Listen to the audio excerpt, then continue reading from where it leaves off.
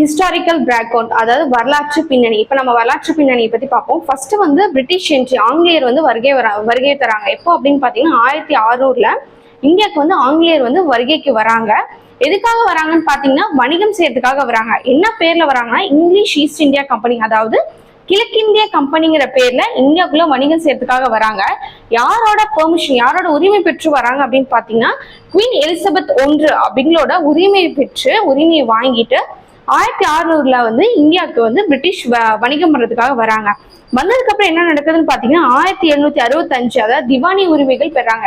இந்த திவானி உரிமைகள் அதாவது அப்படின்னு என்னன்னு பாத்தீங்கன்னா அப்டைன் திவானி ரைட்ஸ்னா, இவ்வளவு நாளா இந்தியாவுக்குள்ள வணிகம் செஞ்சுட்டு இருந்தவங்க இதுக்கு மேல வரியும் வசூலிக்க ஆரம்பிச்சிட்டாங்க. எந்தெந்த மாகாணத்துல வரி வசூலிக்க ஆரம்பிச்சாங்கன்னு பாத்தீங்கன்னா பெங்கால், பீகார், ஒரிஷா இந்த 3 மாகாணங்களிலையும் வந்து வரி வசூலிக்க ஆரம்பிச்சிட்டாங்க. யார் வசூலிக்கிறாங்கன்னு பாத்தீங்கன்னா ஆங்கிலேயர் வந்து வசூலிக்க ஆரம்பிச்சிட்டாங்க.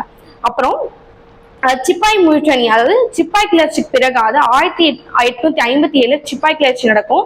அதுக்கப்புறம் பாத்தீங்கன்னா குவீன்ஸ் விக்டோரியா ப்ரொக்ளமேஷன், அதாவது விக்டோரியா பிரகாணம் அப்படின்னு சொல்லிட்டு 1858 விக்டோரியா பிரகாணத்துக்கு அப்புறம் வந்து என்ன ஆகுதுன்னு பாத்தீங்கன்னா டைரக்டா நம்ம இந்தியா வந்து பிரிட்டிஷ் அரசாங்கம் வந்து டைரக்டா ஆட்சி செய்ய ஆரம்பிக்கிறாங்க.